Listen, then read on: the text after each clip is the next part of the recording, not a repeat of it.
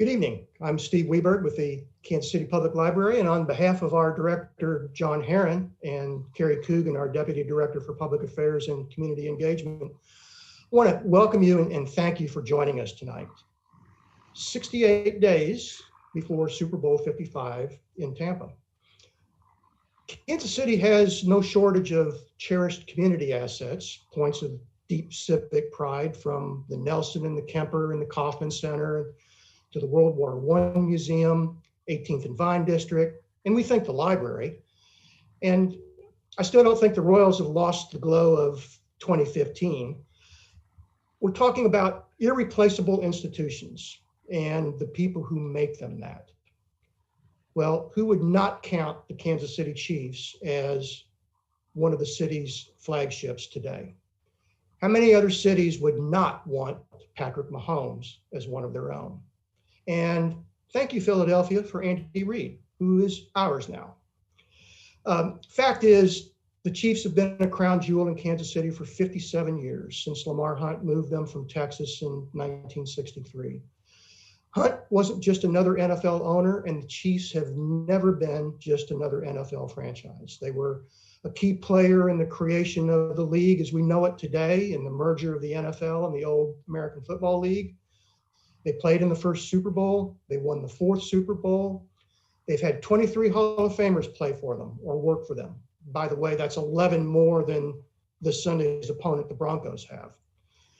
They've had heartbreak and despair. They went 22 years without winning a playoff game, and we're going to touch a little later on their greatest tragedy, which was 8 years ago today. But they are now the NFL's gold standard. David Smale covers that history in his new book, Keys to the Kingdom, an illustrated timeline of the Kansas City Chiefs. It meets all the qualifications for a great coffee table book: vivid, memorable images. It's a beautiful publication. But coffee table book, I don't think, does it justice. David does some great storytelling here from the perspective of both a journalist and the lifelong Chiefs fan that he is. He has 100 vignettes on players and coaches and front office personnel, on unforgettable games and moments and milestones. There have been at least one or two other commemorative books, I think, in the wake of the Super Bowl championship this past season. David pays proper attention, highlight by highlight, to 2019 and early 2020 through the Super Bowl and the parade through downtown Kansas City that followed. But he puts it all in the context of the full 60-year history of the franchise, going back to when the Chiefs were the Dallas Texans and through their 57 years now in Kansas City. David grew up in Overland Park. His family moved to New York the summer before he went into the second grade, but he never lost his love for Kansas City and its sports teams. They moved back to Kansas City in 1990, and now David and his family live in Lenexa. He's written about sports as a journalist and an author for more than 40 years for outlets including the Star here in Kansas City and the Associated Press. He's written 21 books, and how he wrote this one is a story unto itself. David, it's great to have you with us. Shall we talk some Chiefs tonight? That'd be great with me, Steve. It's always good to talk to you. You wrote at the outset of the book that it was personal for you. You grew up following the Chiefs. How gratifying has this project been to you? You know, it's interesting, Steve. I was approached in mid-March asking if I'd be interested in doing a book on the history of the Chiefs. And as you said, I'm a lifelong fan, and my lifetime is a little bit longer than the Chiefs' lifetime, but not a lot. And so I remember them coming here in 1963, mostly because my dad was excited that we had pro football. I didn't know what pro football was. Football was something we played in the side yard, you know, with the neighborhood kids. But the idea of pro football was really brought to light with my dad's excitement. And so I became a fan right away. And I've been a fan. You mentioned I moved to New York when my dad was transferred, but I always followed the Chiefs. And there were some difficult years to do that, but whether they were good years or bad years, I was a Chiefs fan and have certainly been so since we moved back to Kansas City in 1990. Tell people who you're with here in case they don't recognize him. This is Christian Okoye, the Nigerian Nightmare, one of the nicest people you would ever want to meet unless you're a linebacker. And Christian and I happened to be on a radio show, guest appearances back to back. And I'm enough of a sports fan, even though I'm a sports writer. I always like to have my picture taken with people I looked up to as athletes. So you wrote the book in 2 weeks. First question, why? And maybe more importantly, how? Well, those go together, actually, Steve. As I mentioned, I was contacted in mid-March. I wrote a book last year with Al Wallace on his 40 years in broadcasting, and so we became close friends through that. And he called me as I was walking into the Big 12 tournament this year to cover the first night, and he said, "Do you mind if I give your contact information to a publisher that's looking for help with a book?" I said, you don't need my permission to do that. Go ahead. And I don't remember if he told me what it was about, but I just kind of passed it off thinking they'll call me in a few days. And that night I'm sitting courtside covering a game and my phone's buzzing, but I'm not going to be able to hear it anyway. So I let it go to voicemail. And that night when I got back into the media room, I listened to the message, and it was the president of this company saying, "We want to do a book on the history of the Chiefs. And we need you to call us at 8 o'clock tomorrow morning." The guy said, "I have a meeting at 8:30 and I need you to call me at 8 o'clock. Well, I'm not a morning person. You were a sports writer for a number of years. Working till midnight makes it difficult to be alert and chipper early in the morning. But I figured I could make an exception. So I called him at 8 o'clock, and he told me about the difference in this book. As you mentioned, several other books were written about the 2019 season, and they're written by friends of mine. They're great books. I didn't want to compete with those, but when he said this is on the entire history, I started becoming more interested. And he started telling me the format of it and things like that. And I said, "Great, I'll do it." And he said, "Good, the deadline's June 15." I said, "That's 3 months from now." And he said, "Well, we can find someone else." I said, "I didn't say I couldn't do it. I just said that's really fast. So if I get it to you on June 15, you'll have it out by the start of the season." And he said, "No, it'll be out at the end of October."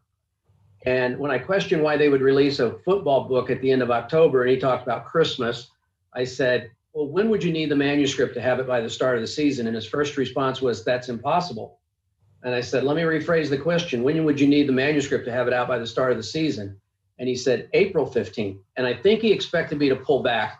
And I said, "Okay." And then he started pulling back, saying, "Now, I'm not promising anything." And I said, "But I promise you'll have it by April 15th. Well, later that morning, I went to the Big 12 tournament, and just as they're getting ready to start, they called us into the media room, and Bob Bowlesby said the Big 12 tournament's canceled. So I had a day free that I didn't expect, and on the way home, I hear that the NCAA tournament's canceled, and spring training is canceled, and MLS regular season is canceled. And that's a lot of my activity in the springtime and early, I guess that's still winter, but technically early spring. And so I just started writing. So that's why I did it in 2 weeks. And how is I didn't have anything else to do. And so I started it. I started with an outline, as I always do with any big project like that. And I just followed the outline. The nice thing with the outline is if I wanted to write only stories on offense, I could pick and choose. And then once I was done, I'd file them and I'd move on. And I averaged 10 to 12 stories a day. And took a couple of days a little bit easy, but worked probably 12 hours most days. And all of a sudden I was done with it. That's pretty impressive. Well, the outcome was pretty impressive as well. Thank you. As I said, the book's a look back to the franchise, to its birth as the Dallas Texans and moved to Kansas City, and rebirth as the Chiefs in '63. It's Hank Stram and Len Dawson and Derrick Thomas and Marty Schottenheimer. It's that first Super Bowl in 1967, and it's the fourth one, which they won in 1970. But that 2019 season last year was good enough to give you, as I counted it, 13 vignettes for the book. There were those 3 double-digit comebacks in the playoffs, including the Super Bowl win against the 49ers. Patrick Mahomes is the face of the league, and he might be laying the foundation for becoming the greatest player ever in the league. He's only 25. He's under contract for 11 more years. This team right now is 10-1, and it's favored to repeat over the Steelers and the Saints. Are these the golden years? Where you cover 57 years in Kansas City and 60 years overall of the franchise, but are we looking and enjoying and savoring their golden years right now? Yeah, that's a great question. I think when you are the best in the world at what you do, whether it's for a 1-year period or a 3 or 5 or 10 or 12-year period, that certainly can be there. I don't think it's the only golden era, but it's certainly a golden era, and maybe eventually the best of the golden eras. But I remember Super Bowl IV. I was 11 years old, and I remember how it felt to be, a fan of not only the reigning AFL champions, but now we're the reigning NFL champions. But it was just so cool to be a Chiefs fan as a kid, especially living in New York when nobody else was. But yeah, I mean, you think about how many Hall of Famers were on that 69 team that won Super Bowl IV. There were 8 players. 8 players and Hank Stram, right? And Lamar Hunt, so 10 total. Yeah. But yeah, Len Dawson on offense, Jan Stenerud, special teams, and 6 defenders. And you probably could point to several others on that team that should be, but you can't put the whole team in, I guess. I mean, I think Jim Lynch, the third linebacker, along with Bobby Bell and Willie Lanier, should be in there. I think Jim Tyre should be in there. I think Otis Taylor, hands down, should be in there. But I don't know that the current Chiefs have that many Hall of Famers. But when you're the best in the league, it has to qualify as a golden era. You give very deserved attention and credit to Lamar Hunt, the Chiefs founder. Give us some perspective on him and his place in NFL history. Well, how much time do we have? Because we could talk the whole time just about Lamar Hunt. And when I'm doing a public presentation where I'm going off my own script, I will talk about the fact that he basically came up with the idea of the AFL. He wanted to purchase a struggling NFL franchise, the Chicago Cardinals, and move them to Dallas, and he was turned down. And then he approached the NFL about doing an expansion team in Dallas, because he lived in Dallas at the time. And I guess he did for most of his life, but he was turned down for that. So finally he decided, well, you can't join them, beat them, to reverse an expression. And so he contacted businessmen that he knew had a little bit of gumption, a little bit of tenacity, maybe a little competitiveness, that didn't have the opportunity to buy an NFL team. And so he encouraged them to start the new league. And interestingly, that group, those 8 men are now known as the Foolish Club, because they had the audacity to spend $25,000 each to buy a franchise in the AFL. I think that is a pretty good return on investment. So he certainly had that. He had the magnetism, I guess is the right word, to attract those older, more experienced businessmen into his idea. The AFL gained traction early, and he had the gumption to approach Pete Rozelle and say, you need to consider merging with us. I think that the biggest thing that convinced the NFL that the AFL was serious was when the Jets signed Joe Namath, because they were signing players that the NFL wanted. But when the Jets got Namath, then the NFL took notice, I think. So then he convinced them to do the merger. Obviously, people know that Lamar Hunt came up with the name for the Super Bowl, and that one was kind of funny. He came home, came home from work one day, and his older kids, not Clark, but the 2 older ones, were playing with a Super Ball in the driveway and having fun with it. And he sent a letter to Pete Rozelle saying, I've come up with a name that we can call our championship game until we can come up with something more creative. Let's call it the Super Bowl. And obviously that's kind of stuck. But I think the biggest influence Lamar Hunt had, and this is beyond football, I think this is a cultural thing, especially with the environment we're in our country right now. And I will tell people I am a conservative Republican, but in this thing, I veer way over to the left because Lamar Hunt was very, very instrumental in the integration of professional football. Think about the late 50s and early 60s. There were very few black players in the NFL. Only the players like Jim Brown and Marion Motley, who the NFL couldn't ignore, were there. The NFL completely ignored the historically black colleges and universities.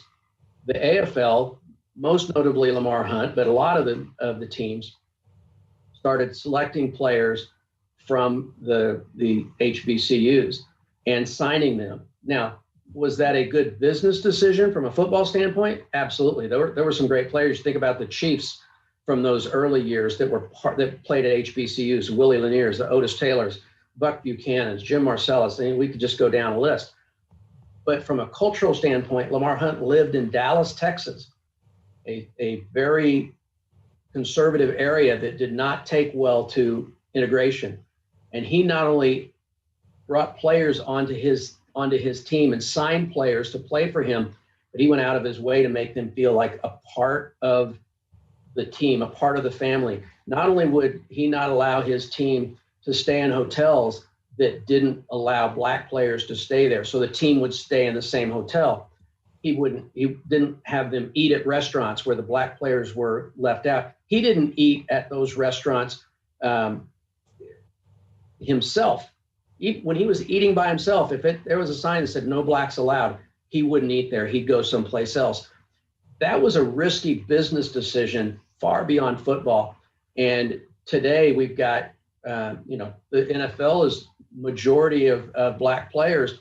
And I think an awful lot of them owe a tremendous amount to Lamar Hunt and his foresight to force the NFL to do that. There's a picture of Buck Buchanan in Super Bowl I. Guys like that wouldn't have played in the NFL. And who knows if guys like Jerry Rice from Mississippi Valley State and Walter Payton from Jackson State would have played in the NFL if it weren't for somebody like Lamar Hunt. Yeah, I looked it up. I mean, as late as 1959, which is the year right before the Dallas Texans were founded, just 12% of the players in the NFL were black. Yeah. And, when I talked at the outset about, this is a great coffee table book, yes, but it's got some really good storytelling in it. And I wasn't aware until I read the book that Hunt played that kind of a role, that large a role, that important a role in the integration of the league. How much of that do you think was him?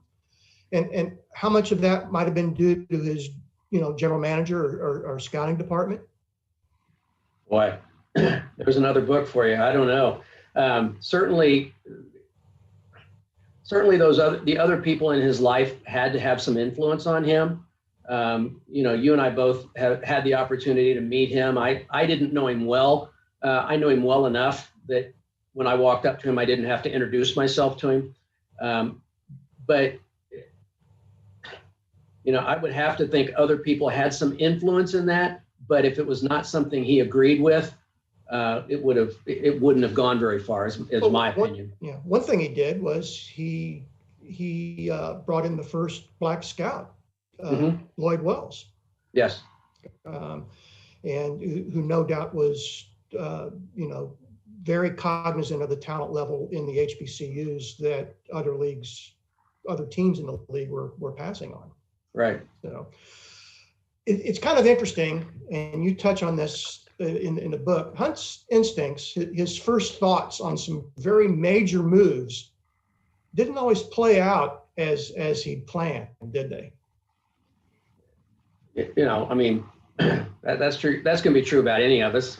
Sometimes our best moves are accidents. But the nice thing about Lamar Hunt, from what I understand, and I didn't know him well, is he was not afraid to admit, that didn't work, but let's go with what the result ended up being. Well, Kansas City wasn't his first choice for moving the team, right? That's true. At the time he sought out bidders. Kansas City was one of them. I think from reading between the lines, I think it was probably his fourth choice.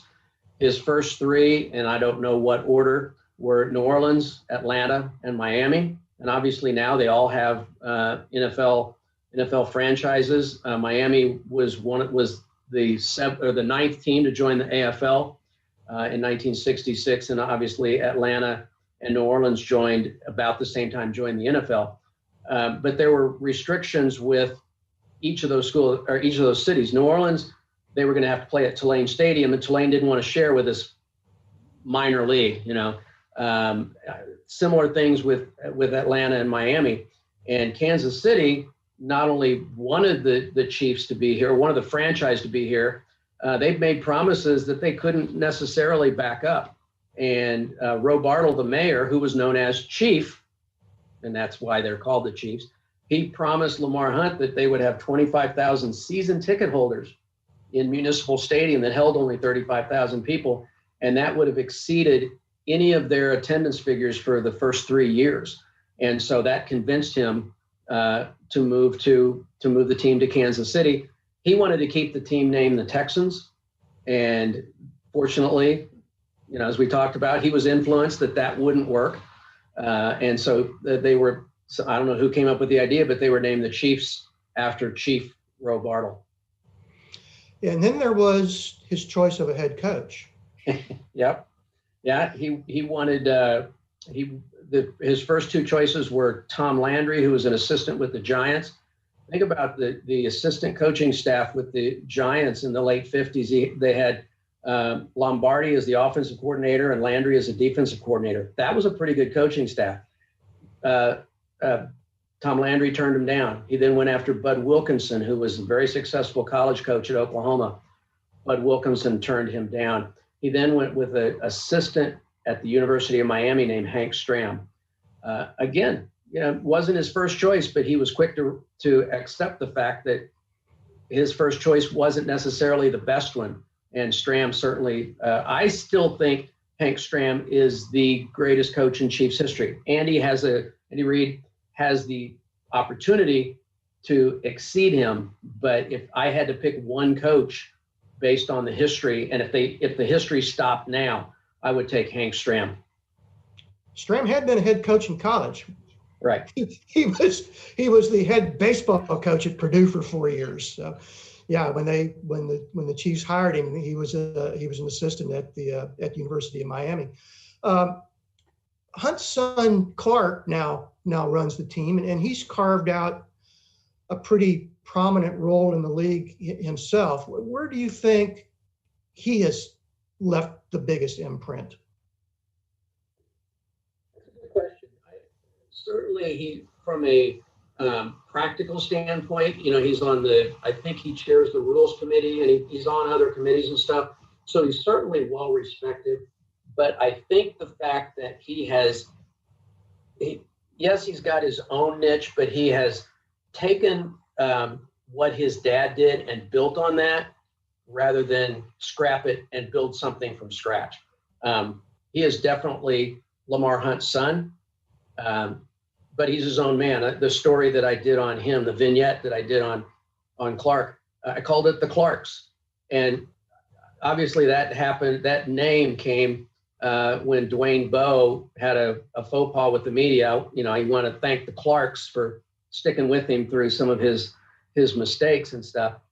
But to me, it's like, Lamar Hunt, unless you were really close to him, was Mr. Hunt. And everybody calls Clark. Now, I'm sure there's still a few people publicly who will call him Mr. Hunt. I have a hard time with that because he's younger than I am. But even in a face-to-face, if I'm there with a bunch of media friends or something, and he's just standing around talking, we're all comfortable calling him Clark. He's a down-to-earth guy, understands football, understands business, understands people, and he's certainly created his own niche. And I'll tell you, this picture you're showing here now, as I as I was watching this game, this is obviously after the AFC Championship game, and he's holding up the trophy named after his dad. I'm glad my wife decided to go to the craft store late in the game when it was all but decided, because I was sitting on my couch with tears running down my face. And I was far more emotional with this game than I was with the Super Bowl, because here he is holding the trophy with his dad's name on it. And the funny thing is I'm writing these various stories, I got more emotional writing about this game than I did about when I wrote the Super Bowl story. Well, and if he did nothing else, he outmaneuvered other NFL teams for Andy Reid back in 2012, right? He did. And again, that goes back to the respect that the NFL world had for Lamar, and which carried over to Clark, because Andy was actually at his, I guess they call it a retirement party, even though the Eagles fired him, but his bon voyage party with the Eagles, and he got a call from Clark Hunt, and he took it. And he wouldn't normally have taken it, but in respect for the Hunt family, he took that phone call. And the story goes that they each had one question for the other. Clark Hunt said, "Do you want to coach again, or do you want to take some time off?" And he said, "I'm interested in coaching again, but I have one question for you. How are you more interested in winning or in filling seats?" And I'm paraphrasing, obviously. And when Clark said, "No, we want to win," he said, "How committed to that are you?" And when Clark convinced him that he was committed to winning, then Andy basically told his agent, "Don't take any more calls. I'm going to Kansas City." So again, I think that was a case of respect for the Hunt family, and Clark carrying on his dad's tradition is what enabled the Chiefs to get Andy Reid when there were probably a lot of people that wanted to get him. There almost seemed to be some parallels between Hank Stram and Andy Reid, and particularly on the offensive side. I mean, Stram was an offensive innovator. Mm-hmm. Talk a little bit about that. I mean, obviously that's where Andy Reid is making his living these days. Yeah, it's Hank is probably best known for his not a particularly deceptive play, but his favorite play of 65 toss power trap. But yeah, he was certainly an innovator. The AFL was an offensive league. The average score was 45, 42 or something like that. The high scoring games were the norm in the AFL, but Hank certainly led a lot of that innovation. He was I believe, offensive coordinator at Purdue, where his quarterback was Len Dawson. So there was the connection there. But he certainly did that. And Andy understands defense well enough, knows the importance of it. But I think there's similarity there, and that Andy probably dreams offensive plays and writes them down when he wakes up. So I think there's a lot of similarity. And there's similarity that, the fact that they weren't necessarily, they didn't have perfect success. It wasn't maybe Jimmy Johnson coming to Dallas where everybody expected. He came into a perfect situation and everybody expected him to do well. When Andy Reid came here, the Chiefs had the number one draft pick because they were the worst team in the league and had a lot of holes to fill, not only on the roster but in the culture of the franchise. Going back to something you said a couple of minutes ago, I agree with you. Stram is still, and maybe he always will be, the coach of the franchise. But Andy Reid's now in his 8th season. He could and maybe should become the winningest coach in Chiefs history next season, including playoff wins. He's got 92 right now. That's 11 shy of Stram's 103. That doesn't include Stram's 26 wins with the Texans before they were the Chiefs. And Reid is 12 shy of Marty Schottenheimer's all-time high with the Chiefs of 104. I'll play devil's advocate with you. I mean, especially if the Chiefs were to win or at least get back to another Super Bowl, does Andy Reid then become the coaching face of the Chiefs? I'm not gonna have a knockdown drag out with anybody that says he's already there. I said earlier, my opinion is that Hank Stram is now, but Andy's got the potential. I think he's close. I think that Hank Stram went to 2 Super Bowls, and had the Super Bowl been around, he would have gone to 3 because they won the AFL championship in 1962 as the Texans. Andy has had more opportunities for playoff wins. It wasn't until 1969 that you could make the AFL playoffs without winning the division. In 68, the Chiefs were like 11-3, I think it was, and didn't win the West, and so they did not get to play the Jets in the AFL playoffs.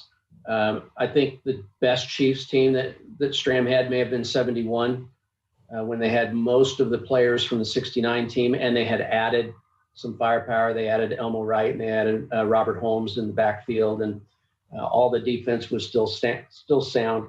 That may have been the best team. The longevity is why I might still put Stram ahead, because he was there from 60 through, and I count the Dallas years, 60 through 74.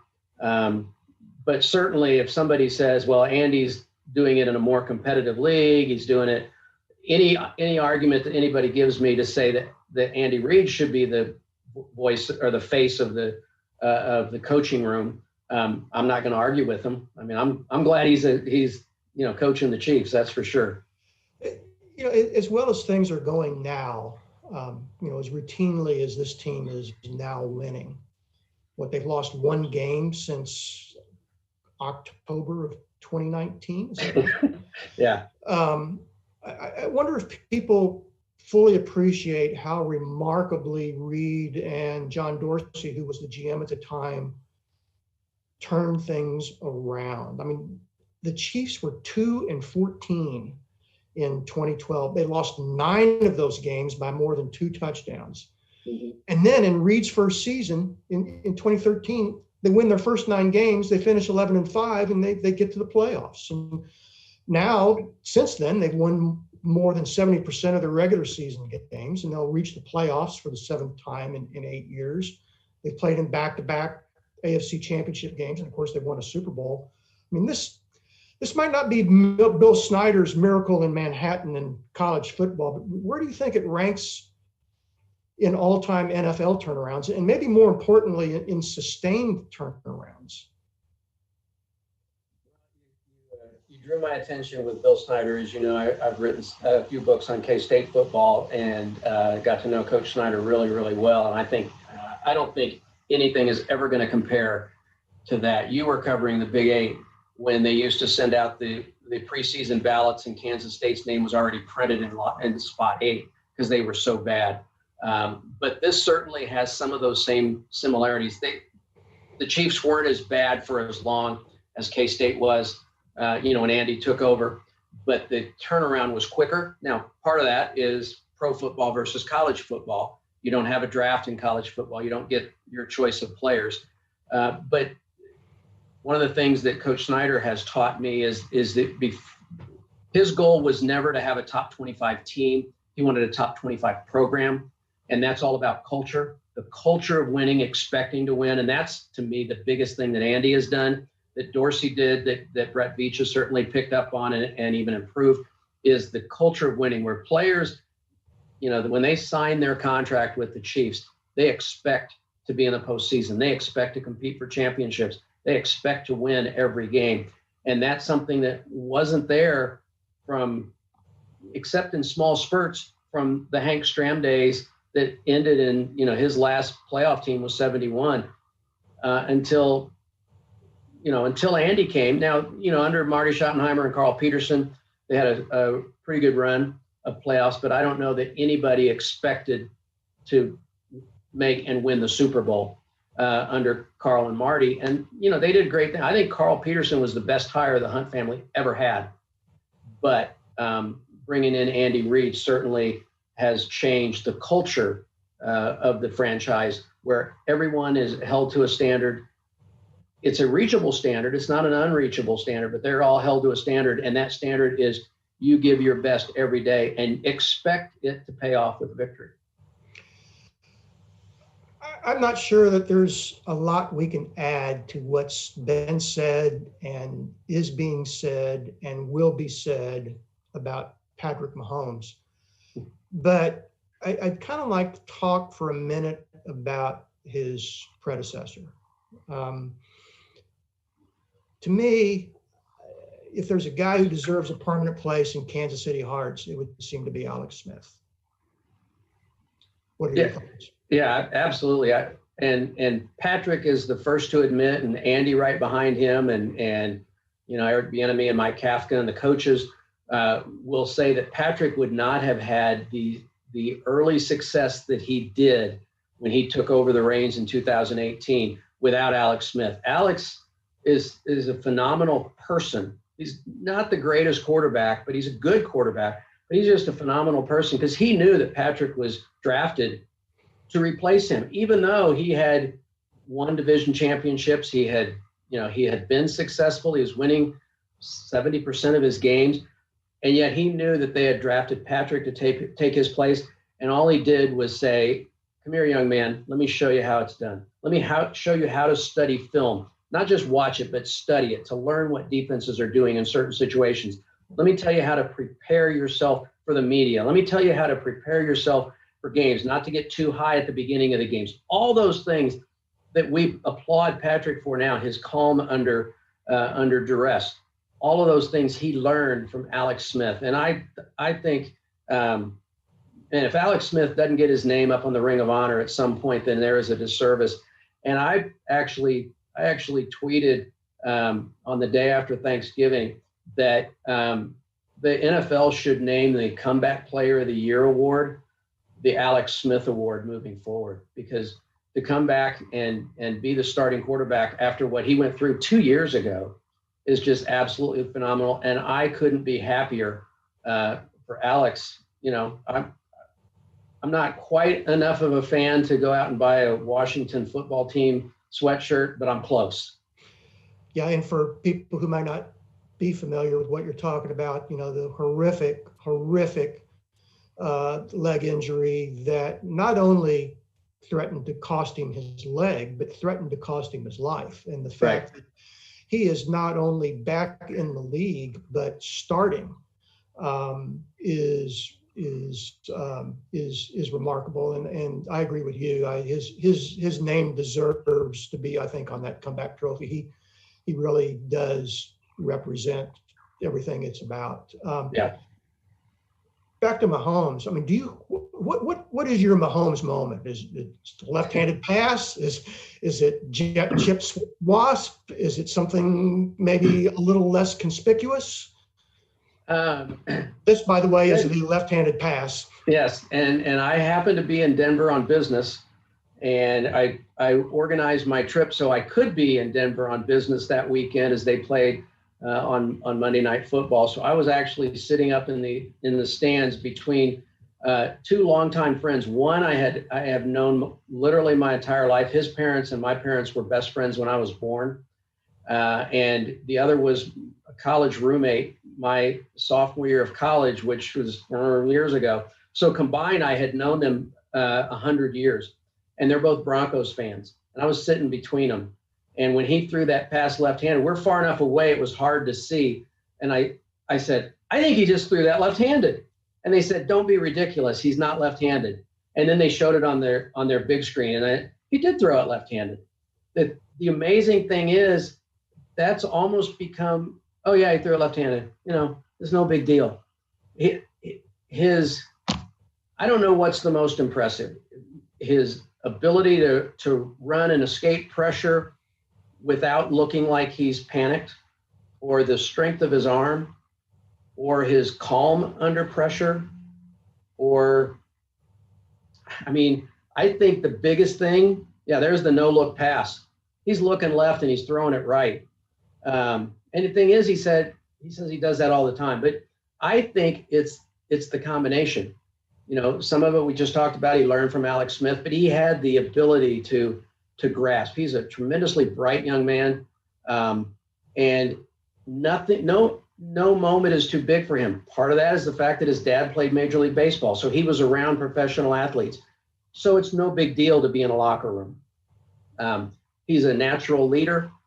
He's, like I said, he's a smart kid. He's willing to work as hard as anybody. Any coach will tell you if your best athlete is also your hardest working athlete, you're in pretty good shape. And that is definitely true with Patrick. But he's, this year has been really difficult for sports writers because we haven't been able to be in the locker room, after games or after practice and stuff. We haven't had the interaction, but I've been there, and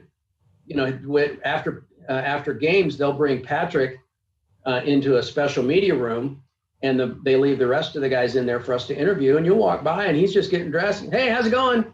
I mean, he's just one of the guys, and I think that's why he can be on every other commercial on television, and we're not tired of him yet. In terms of what he does on the field, I'm kind of enjoying seeing people struggle to make historical comparisons. Yeah. I'm also seeing suggestions that maybe there are none in football, that maybe the comparison that needs to be made is with Michael Jordan. Do you have anybody that you would compare him to in football at this point? No. I know that doesn't make for a good interview answer, but no, I really don't. Because he's constantly amazing everybody except himself. Andy laughs sometimes in the post game when people ask him questions. He's like, yeah, I've seen something like that, but I haven't seen that one before. And his teammates. So here's a good example, Stephen. You and I talked about this last week, that how remarkable it is, the Raiders game on Sunday Night Football. The Chiefs fans, I'm sure, were mostly sitting there hoping the Raiders would score inside 2 minutes, but enough time so Patrick could come and march down the field. Instead of hoping for, the Chiefs to hold the Raiders to a field goal, or I guess they were down 4, so they were not rooting necessarily for the Chiefs defense to somehow stop the Raiders. They were like, okay, just let him score so we can see Patrick do what he does. And that I think your analogy to Michael Jordan, because Bulls fans knew if the game was within a shot, Michael's getting the ball, they were going to win.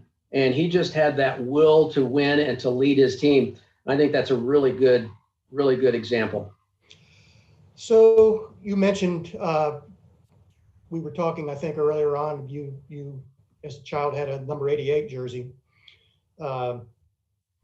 Tony Gonzalez, now arguably the greatest tight end in the NFL history, but 30 years before him, also wearing number 88, also a basketball player in college, 6'10", was Morris Stroud. You have him in the book.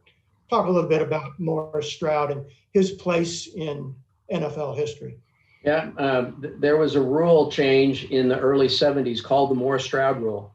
And basically, Hank Stram and the coaching staff or the personnel staff found Morris Stroud, Alabama A&M, I think, if my memory is correct. He played did not play college football, but he is 6'10". And by the way, Stram, I looked it up, is 5'7". Yes. So. Yeah. And that's not just an angle. He's actually that much taller than Stram is. But they drafted him not because he had great hands or he could run great routes, because they didn't know, because he hadn't played college football, but they knew he could jump. He was a power forward and he could grab rebounds. And they thought they could probably teach him to catch. And his main role was on special teams, where he would stand at the goal line back when the goalposts were at the goal line. And on long field goals, as the ball was coming down, he would jump up and block it. And the NFL changed the rule. It's basically like goaltending in basketball. You cannot block a kick on its downward flight. And it was called for a while the Morris Stroud rule. But he wore 88 long before Tony did. But my 88 jersey when I was a kid was not because of Morris Stroud, but because of the Chiefs' very first, or the Texans' very first draft pick was a wide receiver out of Stanford named Chris Burford. And he played with the Texans and then came to the Chiefs and played through, I think his last year was 67. So he was on the Super Bowl I team, but not Super Bowl IV. And my brother had a 16 jersey for Dawson, and I had an 88 jersey for Chris Burford. And it wasn't until I did research on this book when I realized why I was a Chris Burford fan. Chris Burford was not the biggest receiver on the team. I was not the biggest kid in the neighborhood. He was not the fastest receiver on the team. I was certainly not the fastest kid in the neighborhood. But Chris Burford ran precise routes, and if the ball was thrown to him, he would catch it. And I hope my brother's watching this. He'll probably call me when I get off and tell me that I didn't catch every pass he threw. But I would catch passes if they were thrown near me. And Chris Burford wore a flat top. And when I was in grade school, I wore a flat top as well. I think that's probably why I was a Chris Burford fan. So I had an 88 Chiefs jersey before Tony Gonzalez was born. So I can claim that number as mine as much as anybody. I'd give anything for a flat top now. Let's move on. There are two kickers in the Chiefs Hall of Fame, Jan Stenerud and Nick Lowry. And their current kicker, Harrison Butker, has actually been more accurate than both of them. And in fact, he's the most accurate in Chiefs history right now, I think about 90%. Mm-hmm. But people might be surprised by who else was more accurate than Jan Stenerud and Nick Lowry, the two Chiefs Hall of Fame kickers. Answer is? Lynn Elliott. Yeah, that's an am. I hope I don't get struck by lightning here at Arrowhead Stadium by mentioning Lynn Elliott's name. But yes, he was a very accurate kicker, a very good kicker who just picked the wrong time to go into a slump. Obviously, you're talking about the playoff game. Chiefs were 13-3. The Colts were the wild card team. Came into Arrowhead in I think it was in January. It was the 95 season. I think it was in January. Yeah. I'll tell you what, I was sitting right up. I was right there, and my feet are still cold from that game. It was so cold sitting up there, but Elliott missed 3 chip shots. 35, 39, 42. Yeah, I've tried to blot those memories out. I just knew they were very makeable. But yeah, that ended a very promising season. And yeah, he was a good kicker, but that's not how he'll be remembered. No, and I've always found him a bit of a tragic figure, for that reason. He did have a otherwise, pretty good Chiefs career, but Marty Schottenheimer let him know the very next morning after that playoff loss that he wasn't going to be re-signed, and he never kicked in the league again. And our good mutual friend Vahe Gregorian looked him up 2 years ago, just shy of 2 years ago now, I think, during the playoffs then, and got in touch with him. And Elliott's now an investment manager for the Texas Farm Bureau insurance companies, living in Waco, and it still was eating at him that he had that day. And he said, kind of, I thought plaintively, you could almost hear the plaintiveness in his voice in the quote in Vahe's story that, do you think I didn't give it my best shot? Do you think I didn't try? Yeah. And but you're right, he will never be forgiven for that. You had a piece in the book on Elliott, and then even some of the more difficult, more tragic periods in the team's history. You didn't shy away from those times, and talk a little bit about those, because they're part of the story as well. Yeah, I tried to keep it mostly positive. People don't necessarily want to hear all about the negatives, but I think they're important. The picture on the right there is Mackley Hill.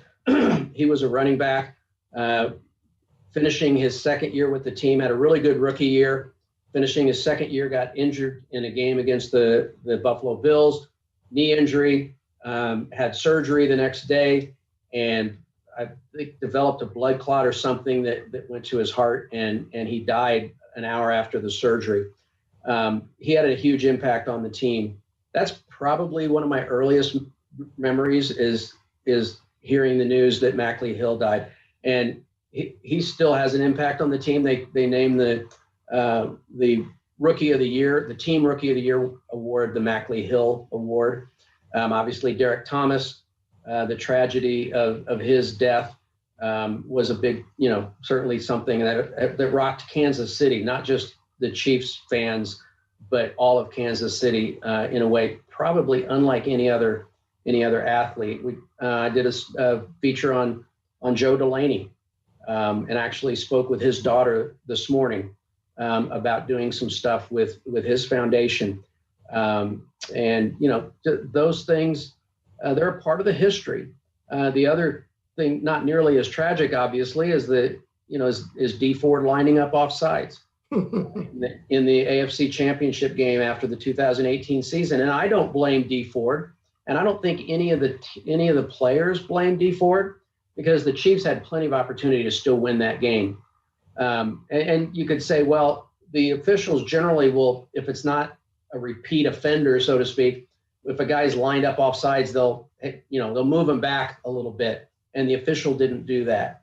But the Chiefs still had a chance to win that. But the reason I included that, besides the fact that it's very recent history that people will remember, is I think that loss, realizing that the guys that they carried over to the next season, realizing how close they were to winning that AFC Championship game, and I think they would have beaten either the Saints or the Rams in the Super Bowl. I think that's probably as big a motivating factor as they had in last year's Super Bowl victory, because they knew how close they were. They knew what it took to get there, and they knew if they just did a little bit more, that they would they could be successful. And you read the comments in my story there that the players said that was a big motivating factor. I think Eric Fisher was one of them that we quoted that said that drove them all off season to take one more step. Well, and certainly in the area of tragedy, as opposed to just an offsides call. As it happens, 8 years ago today was Javon Belcher's murder of his girlfriend, and then his suicide at the Chiefs practice facility. And I wrote for 30 years for USA Today, and actually this was one of the last stories that I did. That was part of that 2012 nightmare of a season, and the story that I did, a cover story for the paper, was making the case that there are teams that have had horrible seasons on the field, and there have been teams that have suffered unspeakable tragedies off the field. But I couldn't recall, and I talked to a number of longtime NFL personnel, a team that had experienced both in the same season. It was, as I wrote, the most miserable season perhaps in the history of the league for a franchise, and once again underscores just how far this team has come since that moment. I agree with you, and I didn't write about that particular thing. I just maybe I should have. I didn't. But I certainly alluded to it when I talked about the situation that Andy Reid and John Dorsey came into when Clark Hunt hired them, that there was not only were they had the number one pick because they were the worst team in the league, but they had just the terrible culture in the clubhouse and the tragedy that was hanging over their head. So I did allude to that. I didn't cover that specifically. It's just, I don't, maybe I'm wrong. I didn't think the fans needed to be reminded of that. I think it's still fresh enough in everybody's mind. Yeah, I just happened to look up when that was, and I was kind of surprised that, it kind of reminding myself that it was 8 years ago that happened. I want to touch on a kind of a delicate subject that's not going to go away, and I think kind of especially with where our society is today, and especially now that the Washington football team has addressed it. Where are you on the Chiefs' Native American cultural references? And in fact, we may see that issue start to heat up a little bit more with the Chiefs, I'm guessing, since Washington has now made the move to drop its previous nickname. Yeah, I think it's different, Steve. I think the Chiefs did a good job of addressing it head on, not allowing headdresses and things like that in the stadium. They're not playing the music to get the folks to do the tomahawk chop, though they're still doing that. I think the biggest difference, though, between the Redskins nickname and the Chiefs nickname, though, is the Redskins is a derogatory term. And there are plenty of Native Americans who aren't offended by that, but there are plenty that are. That move had to be made. The Chiefs I don't think fits into that category. I've got English ancestry, and if somebody named the team the Strong and Mighty Britons, I'm not going to be offended by that, because that's paying homage to my ancestry in a positive way. And I think even if you think the Chiefs are named after Indian chiefs or Native American chiefs, which, as we talked earlier, they're not. They're named after the nickname for Roe Bartle. I think it's done in a way that is honoring. I think Chiefs is a tribute to to the warrior mentality of the Native Americans, and so I don't think they'll have to change it. Personally, I don't feel like it's something that should be changed. But I'm certainly willing to listen to alternative viewpoints in that. I just think it's a positive reflection of the Native American community, even if you think that's where the nickname came from. Should they be doing more to discourage the chop? Should they do it? We just saw the image of the giant drum. Should they do away with that? Is there more they can be doing? There's certainly more they can be. Whether they should be, that's not for me to say. I think Clark Hunt and Mark Donovan, the team president, are having ongoing discussions with the Native American community. I mean, this part of the country, the Native American community has a rich tradition, and I think there's still plenty of Native Americans around here that they should have those discussions. And if those people feel like that, that is a problem, then they do need to change it. I don't personally feel that way, and I think they've done a good job to address it so far, and I think they're open to continuing that discussion. So if you were updating your book right now, what moments from this season would you be compelled to insert, do you think? Oh, I'm going to get in trouble with this because I've got friends in New England, but I think one picture that would have to be there is Tom Brady after Mahomes Brady'd him.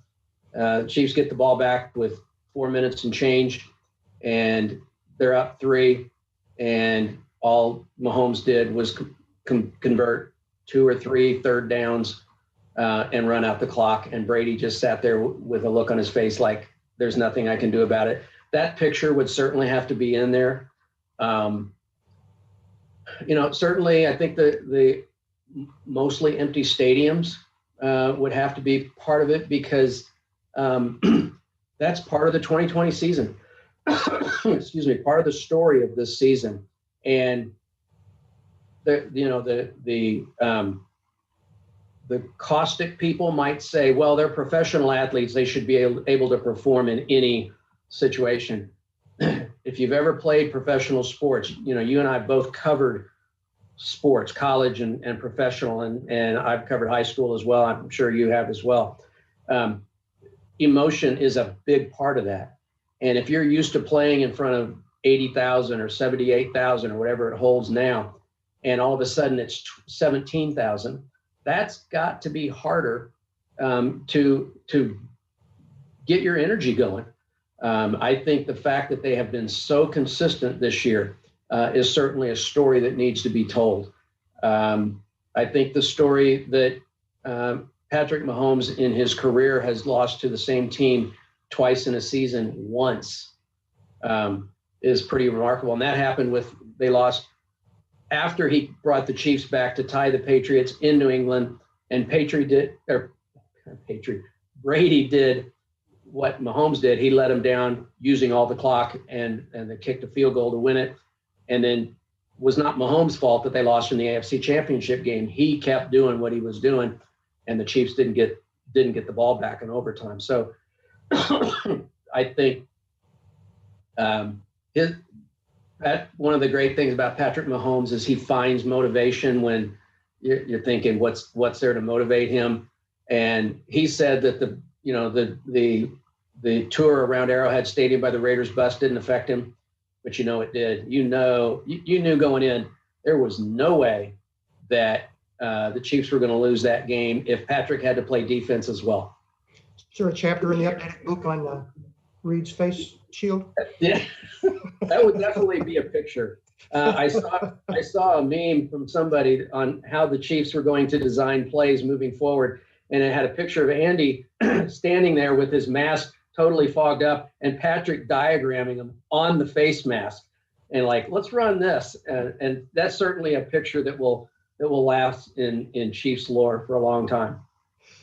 You're right at the close of the book that, quote, the fun is far from over, unquote. So it's been 303 days since the Chiefs beat the 49ers in Super Bowl 54, and they're now trying to become the first team in 16 years to repeat since the Patriots in the 2003 and 2004 seasons. Super Bowl 55 is 9 weeks from this coming Sunday. So we've got 5 games left in the regular season. How are you feeling about things? Well, since it doesn't depend on me whatsoever, I'm very confident. I can't see. I said this at the beginning of the season. I think it's still true. The only team in the NFL that can beat the Chiefs is the Chiefs. And I think if they play to their, John Wooden told me one time, I had the privilege of getting to know him, that nobody plays 110%. Nobody gives 110% effort. The goal is to get your team as close to 100% as possible. I think if the Chiefs play at 90% of their ability, they'll breeze through the playoffs and they'll defeat whoever they're playing in the Super Bowl.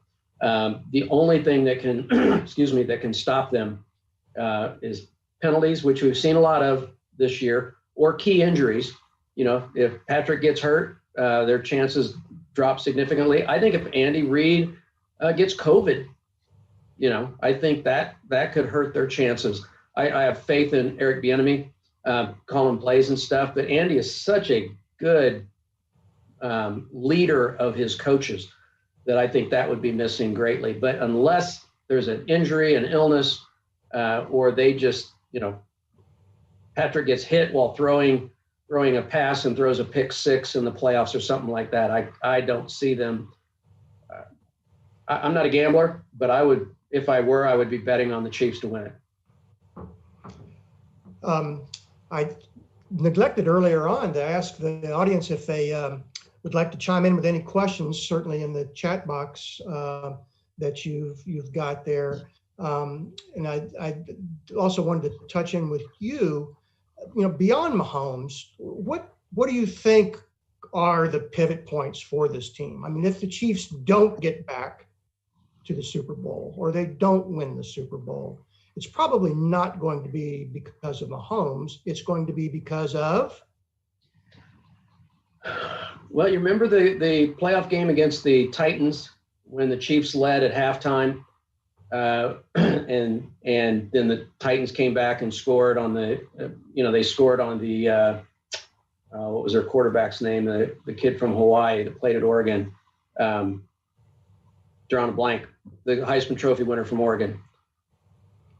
Oh, I'm blanking too. Yeah. Okay, so we all know who we're talking about here. When he threw the pass to himself and he Marcus scored. Mariota.